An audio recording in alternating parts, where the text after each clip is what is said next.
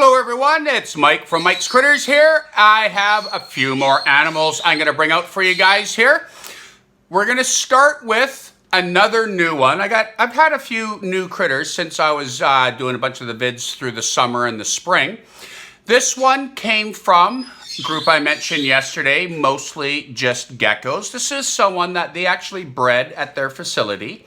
This is a girl Gargoyle Gecko. Her name is Esmeralda, and she is a reptile, as all lizards are. So she has cold blood, scaly skin, and a backbone. And here she is.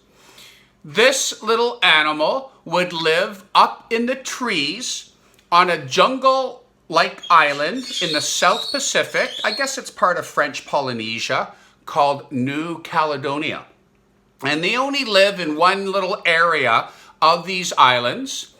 And I did read that they are actually threatened, that habitat, due to deforestation.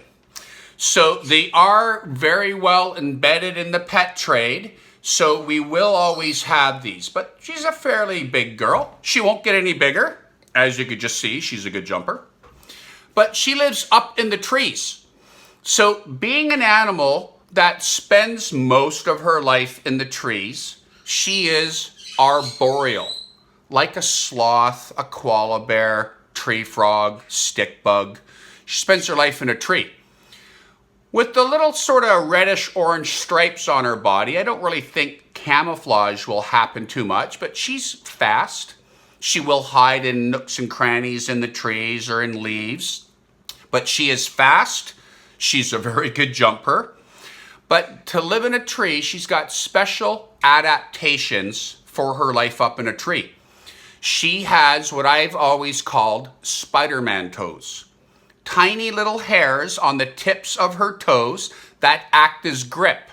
If she landed on the wall, she could run up the wall. I think she's too heavy to hang from the ceiling, but she might try.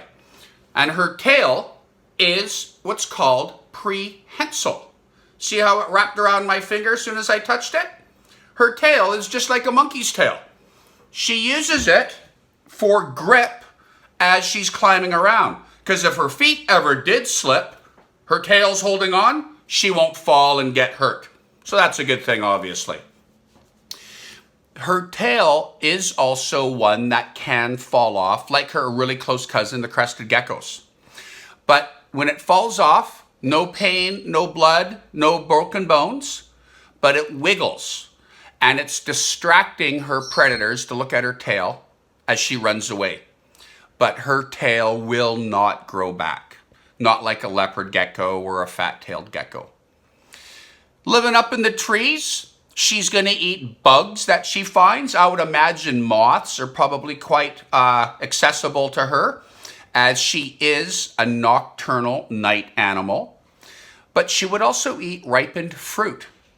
And at my house, I've never given her a piece of fruit, but I give her things like baby food and a special vitaminized food you can get at pet stores called Repashy. And you mix that up with water, put it in a bowl, and she'll lick it out of the bowl. So what do you guys think about her? Kind of cool? Something else about this type of lizard, they do, I believe, only lay 2 eggs at a time, several times throughout the year. Every month she might lay 2 eggs for half the year. So they're not a very prolific animal for breeding, and that's another reason they could be threatened. Their jungles are disappearing, and they don't have lots of babies, and every animal, sadly enough, does have predators. So I hope you like meeting Esmeralda, the Gargoyle Gecko, and I'll figure out which animal's coming out next for you.